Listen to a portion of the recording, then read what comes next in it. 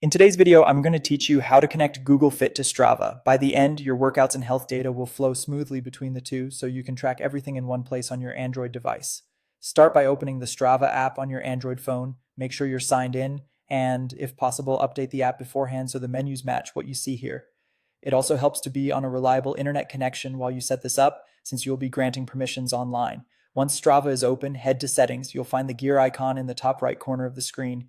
Depending on the version of the app and where you last were, you might see it from the home feed or profile area, but it's always up at the top. If you don't see the gear right away, back out to the main screen and look again. Inside Settings, look for the section that manages connections. It may be labeled Manage Apps and Devices, or it might say Link Other Services. Both lead to the same place, the hub where you connect Strava with third-party apps and wearables. If the wording looks slightly different on your device, just choose the option that mentions apps, devices, or services. In that connections list, tap Google Fit.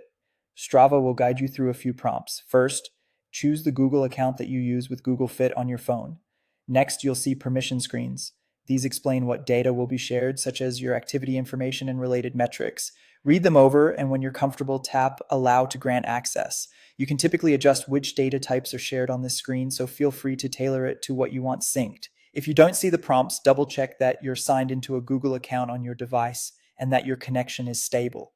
After you allow access, you'll return to Strava's connections page, where Google Fit should now appear as connected. If it doesn't show up immediately, close and reopen Strava, then check again in the same settings section. From here on, Strava and Google Fit can share data according to the permissions you granted. Keep in mind that syncing isn't always instant. It can take a few minutes for new activities to appear. If something seems off, revisit settings and confirm the connection. Make sure you selected the correct Google account and consider disabling aggressive battery optimization for either app to prevent delays. That's it. Your Google Fit connection to Strava is set up and ready to go.